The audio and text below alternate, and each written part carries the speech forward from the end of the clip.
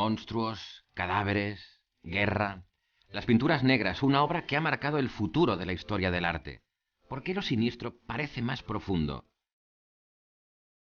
Me da la impresión de que el arte con temas pesimistas se valora más. ¿Es también profunda la alegría o no? Goya pintó las pinturas negras atormentado.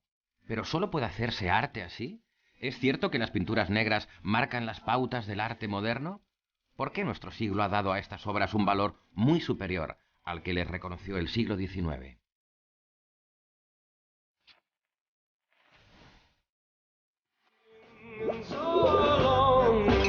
Las obras se tocan, se ven, pero en el arte siempre hay una mitad invisible que explica muchos porqués.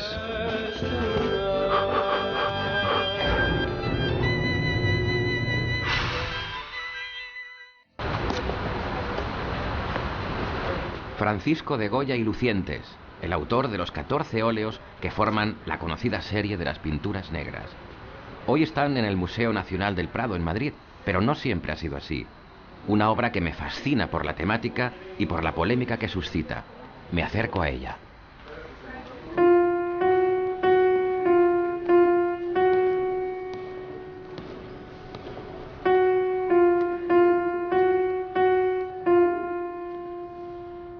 ¿Por qué pintó las pinturas? ¿Por qué realizó esas pinturas concretamente?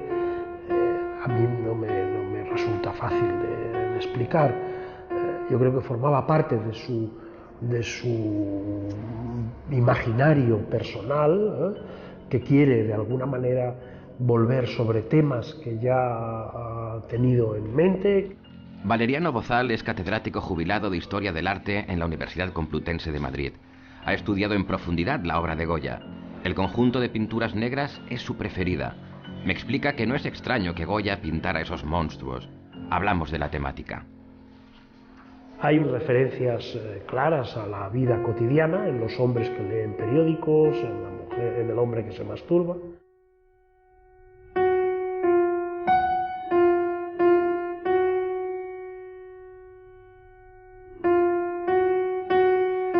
Hay una referencia clara a la brujería, tanto arriba como abajo, referencia que en Goya era muy característica.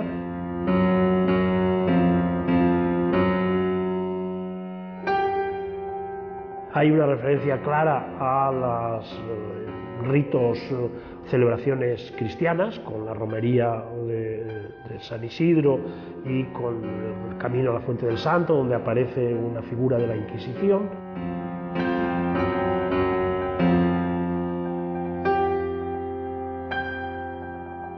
Hay referencias mitológicas y bíblicas interpretadas de una manera muy distinta como era lo tradicional, es el caso de Saturno. Y es también el caso de Atropos, y es también el caso de Judith y Holofernes.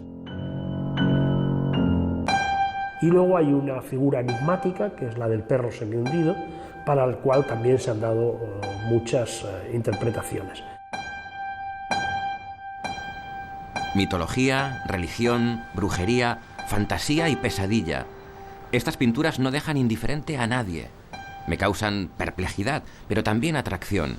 Es como si hablaran. Le pregunto qué movió al artista aragonés a pintar estos seres tan enloquecidos.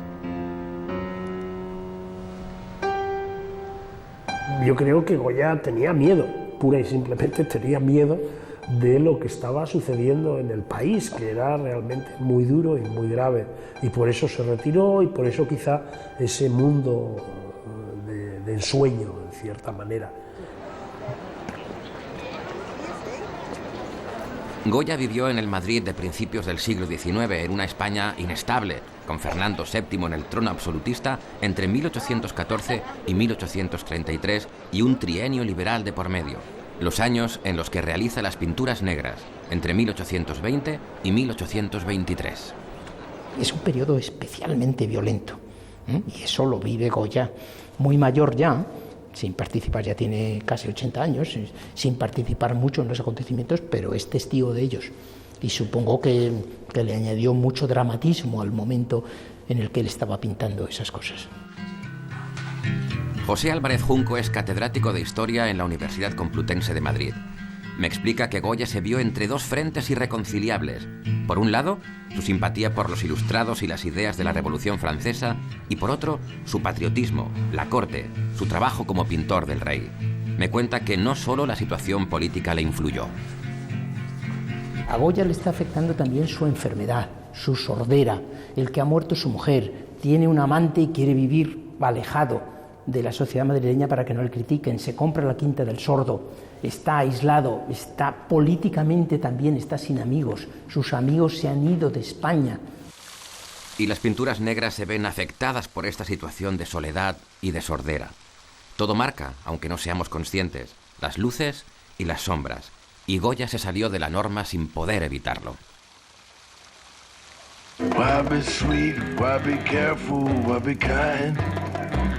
Me pregunto si en los momentos de crisis se crea mejor. Yo creo que no. Pero sí que pienso que en el arte hay muchas cosas que se tienen que poner en duda, y los artistas, en sus obras, se tienen que cuestionar el porqué de las cosas y criticar nuestra forma de vivir. Goya lo hizo. En 1819, Goya compra una finca en las afueras de Madrid, la conocida como Quinta del Sordo. Sobre los muros de 2 salones de esta casa realizó las pinturas negras. Es el retiro tranquilo que busca a los 73 años. Quiere vivir alejado de una sociedad que no ve con buenos ojos su relación con Leocadia Zorrilla, de 32 años.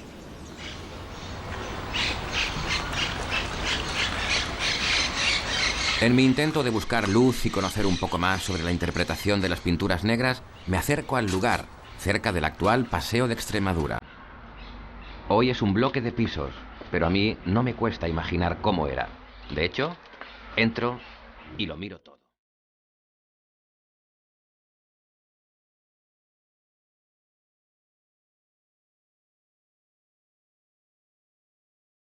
En el caso de Saturno, yo creo que es una reflexión sobre la edad, la vejez y la destrucción, digamos, de la sexualidad en la figura de una muchacha, no de un hijo.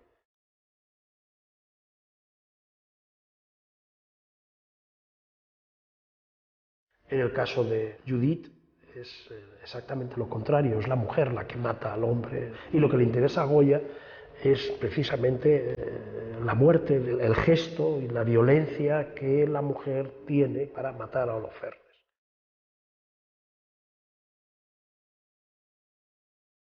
Miro a Leocadia, la última compañera de Goya. Parece contemplar el destino de España.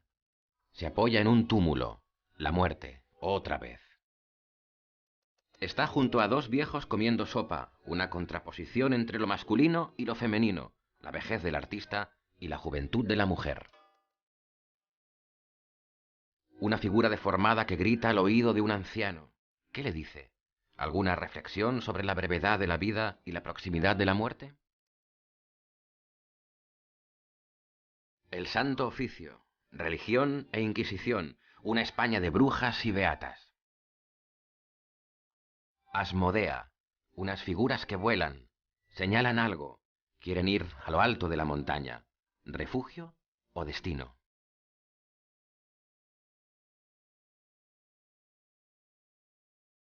La ubicación de las pinturas no es casual. En el Prado están colocadas una tras otra, pero Goya lo pensó todo.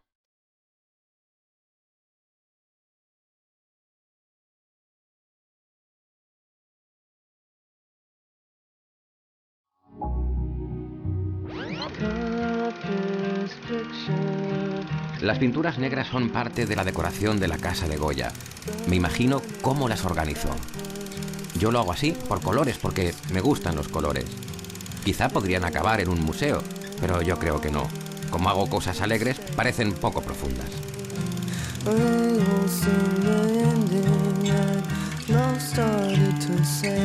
Ya no queda nada de la Quinta del Sordo, pero hay fotografías de las pinturas en sus paredes.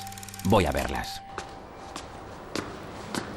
Si esas fotos, que son clichés de alta calidad, los analizamos con los medios que la tecnología hoy en día nos aporta, se puede ver cómo se modificó y lo que repercutió el traslado al lienzo de esas obras, perdiéndose texturas, modificando determinadas composiciones y alterando, en un cierto sentido, la idea primigenia de Goya a la hora de realizar esas pinturas.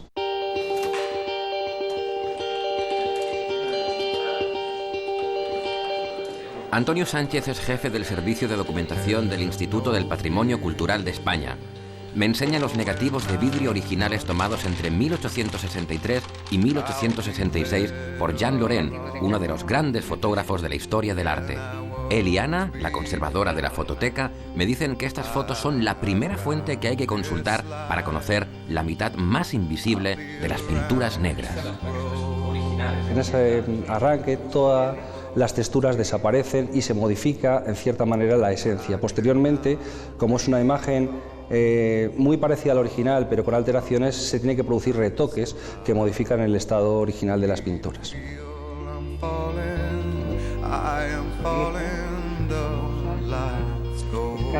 Estas fotografías permiten ver el deterioro y repintes que sufrieron las pinturas en el traslado de la pared al lienzo cuando se llevaron al Museo del Prado.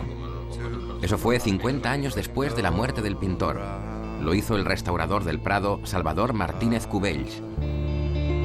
Me distraigo fijándome en las diferencias.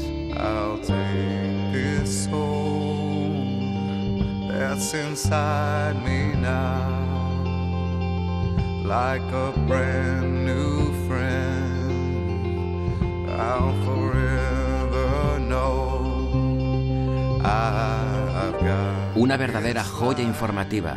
Las fotografías permiten conocer el contexto de las pinturas, la ubicación en la casa, el estado original de conservación. Antonio me explica que debajo de las pinturas que actualmente vemos existían otras, pinturas de costumbres, de paisajes. Goya las reutiliza. No hay acuerdo sobre si eran suyas o no. Por ejemplo, el paisaje de Duelo a garrotazos, que era un paisaje que casi Goya no retoca. Otras pinturas, por ejemplo, el gran aquelarre del piso inferior, no tenían debajo ninguna, él las pintó directamente. Los negativos plantean otra duda. ¿Cuántas eran? ¿14 o 15? Muchos historiadores, entre ellos Brugada, cuando hace el inventario a la muerte de Goya en 1828, habla de 15 pinturas. Posteriormente, Charles Liarte, cuando publica en 1867 la primera monografía de Goya, también habla que él vio 15 pinturas en la Quinta del Sordo. Laurent solo documentó 14 y solo había 14 en la Quinta del Sordo. Esta posible 15ª pintura, Hombres en un paisaje, está hoy en una colección privada americana. Aquí tienen el negativo fotográfico realizado también por Laurent, pero, según Antonio, no en la Quinta del Sordo. Es muy poco conocida, invisible o irreal. Las pinturas negras. ¿Por qué este nombre? ¿Por qué negras? ¿Por los pigmentos? ¿Por los temas? El negro es un color interesante, elegante. Es siempre una apuesta segura. No hace sombras y dicen que adelgaza. También es el color del miedo. El negro es presencia de muchas cosas.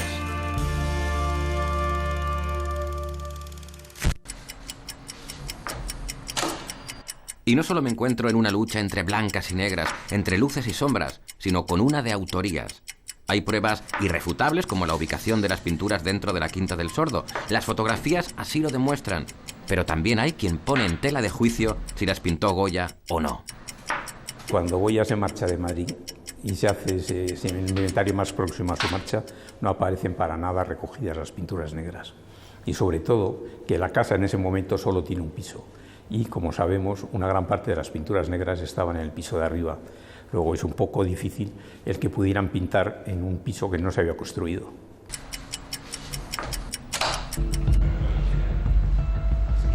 Juan José Junquera es catedrático de Historia del Arte. No se cree la historia oficial. Empezó a dudar cuando revisó la bibliografía sobre Goya.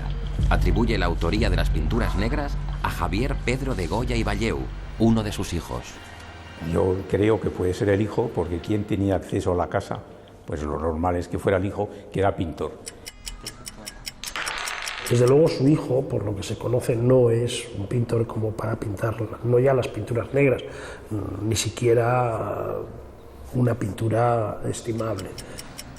El problema es que si las pinturas negras no las ha pintado Goya, ha habido primero una verdadera embuste histórico, engaño histórico, porque hay inventarios, se adquieren, se venden como pinturas de Goya, etcétera, etcétera. Es un inventario sumamente curioso porque está absolutamente recogido todo lo que hay en la casa. Está recogido desde los muebles, los grabados, los cacharros de cocina, hasta las judías y lentejas que hay en la despensa con su peso, y no hay por ningún sitio ninguna referencia a las pinturas negras. Junquera insiste en la escasez de referencias tempranas a las pinturas murales de la Quinta. Pero yo me planteo si las pinturas tendrían el mismo valor si se admitiera que no son de Goya. Junquera dice que el Museo del Prado saldría muy perjudicado, aunque asegura que lo importante no es el autor. Si las pinturas son buenas, serán buenas independientemente de quién las haya pintado. Y si no lo son, pues aunque fueran de Goya, pues no serían buenas. O sea, ¿y qué es lo que van a hacer los turistas japoneses? Pues eso no se lo puedo decir, yo no soy turista japonés. Claramente, desde el punto de vista, Goya ha pintado las pinturas negras, ¿no? Lo que sucede es que en el proceso de restauración ha habido grandes daños, grandes deterioros, y eso ha determinado que algunas partes de las pinturas negras tengan un aspecto que parece más débil, pero solo algunas partes, hay otras partes realmente maravillosas.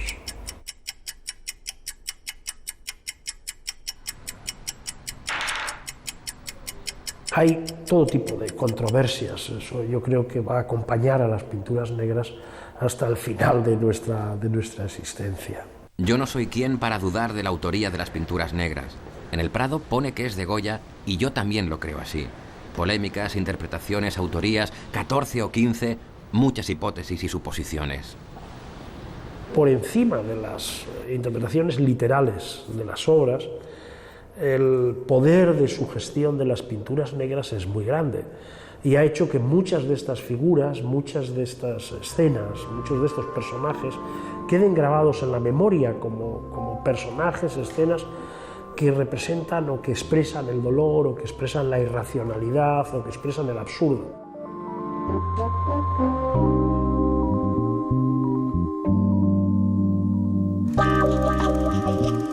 Goya era un retratista excelente.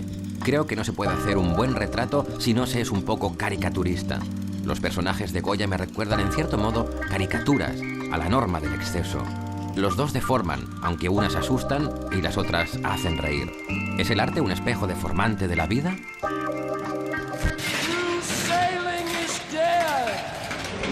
Me pregunto quién era el Goya de las pinturas negras. Lo intuyo como alguien pesimista, desencantado, abatido y depresivo. Un hombre sobrepasado por algo o por alguien. Comprendo Goya, pero no del todo. Lo comprensible es siempre un enigma. Y enigmáticas y controvertidas son las pinturas negras. ¿Qué pasaba por la cabeza de Goya en ese momento? La sordera en esta etapa ya era bastante profunda. Sí, yo diría que casi completa. Entonces, qué duda cabe que el mundo de la sordera crea un aislamiento, un mundo, la riqueza de un mundo interior y una serie de reacciones que son muy personales y que en el caso de Goya pues fueron geniales. Pedro Montilla es profesor en la Facultad de Medicina de Córdoba. Para él, la capacidad creativa del hombre se mantiene durante la vejez. Me cuenta que el pintor de Fuendetodos, por esa época, solo oía vibraciones. A pesar de esto, la necesidad de crear en libertad estaba allí. Cuando Goya ya llega a tener una independencia, tanto económica como ya de prestigio personal, porque ya es persona importante en la sociedad y tiene que contar con él, es cuando Goya empieza a manifestar. La enfermedad y el peligro de muerte, junto a la decadencia política de España, cambiaron su estilo. Goya pasa de la luz y el color de la corte a las pinturas negras y las series de caprichos.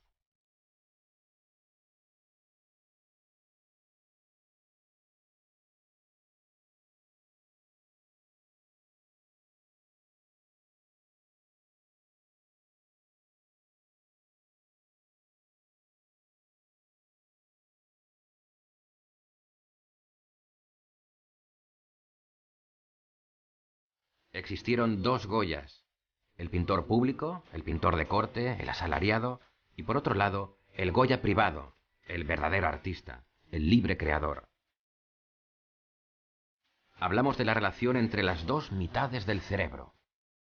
Es un cerebro, por regla general, el cerebro izquierdo, que es el hemisferio dominante, el hemisferio de la analítica, el hemisferio de la lógica. Y frente a él tenemos el cerebro poético, el cerebro simbólico, el cerebro imaginativo. Es el que crea las ideas originales. Es la imaginación, que siempre tiene que estar tamizada y remodelada por el hemisferio izquierdo, porque si no, lo que ocurre es un caos, una locura. Para Pedro, la enfermedad pudo afectar a las estructuras de interrelación de los dos hemisferios y eso hizo incrementar su imaginación. Un artista revolucionario en la pintura como lo fue en la misma época Beethoven con la música. Se parecían muchísimo.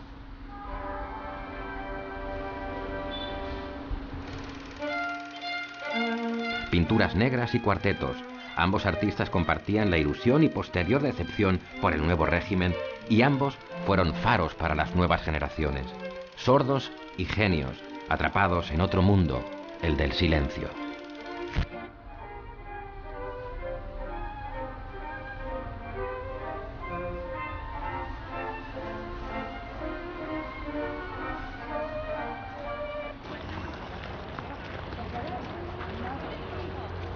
Ahora, con este sol caliente del Retiro, entiendo más a Goya y a su serie de pinturas tan famosa. La enfermedad le alejó de la luz. Solemos pensar que el resultado es lo importante, pero también el proceso y las circunstancias, el esfuerzo, que demasiadas veces es lo más invisible de todo. Yo sigo buscando luz y vuelvo al Prado. Goya sigue aún muy vivo. Está presente no solo en la pintura, sino en todo el arte contemporáneo. Pintó lo bello y lo feo, lo terrible y la monstruosidad. Es para muchos el precursor de la pintura moderna, el referente de las vanguardias artísticas. Él, con esta oscuridad, iluminó a las nuevas generaciones. Dicen que la pintura más enigmática, el perro, este animal que mira hacia adelante, es la más moderna de las pinturas de la Quinta, pero no la única. Lo que no cabe duda es que Goya representa, imagina la mayor parte de los temas, de los motivos, de los asuntos, de los personajes, también la mayor parte de los valores, acciones, sentimientos que van a caracterizar al mundo en el cual nos movemos, el mundo moderno. Con la llegada de las vanguardias artísticas, determinados artistas, determinados historiadores, críticos, ven en ellas una precedente a esa libertad creadora que se está mostrando en ese momento. Y a partir de ahí la crítica no ha hecho sino revalorizar esas pinturas como el nacimiento de la pintura moderna.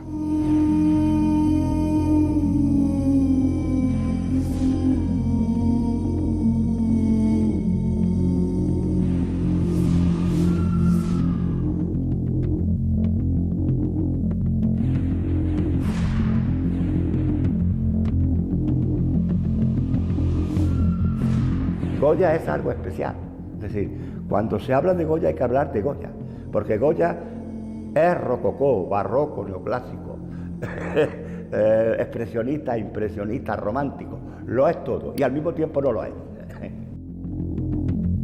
Sus ojos vieron luces y sombras, un eterno insatisfecho, un hombre que nos habla desde el presente como si hubiera pintado el futuro. El mundo que Goya ensombrece y alumbra es el nuestro.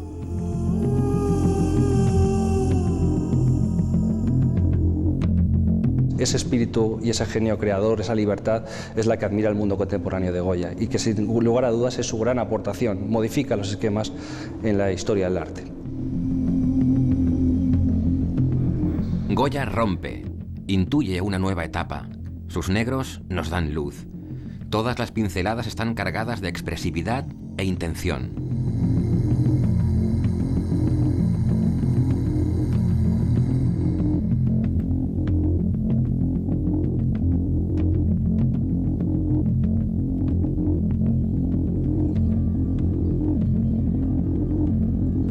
La identidad de la pintura ya no está en la belleza, sino en la libertad para expresarse. Una libertad que nos permite crear nuestra historia y nuestra vida. La vida no se nos da hecha. Nosotros la vamos haciendo con el correr del tiempo. Somos seres que producimos unos saberes. Con esos saberes acumulados producimos vida. Y con esa vida producimos historia. Saberes, vida, victoria. Pedro tiene razón. A mí también me gusta la vida, la luz y la alegría. Por eso, este programa lo quiero acabar con alguien que representa todo eso.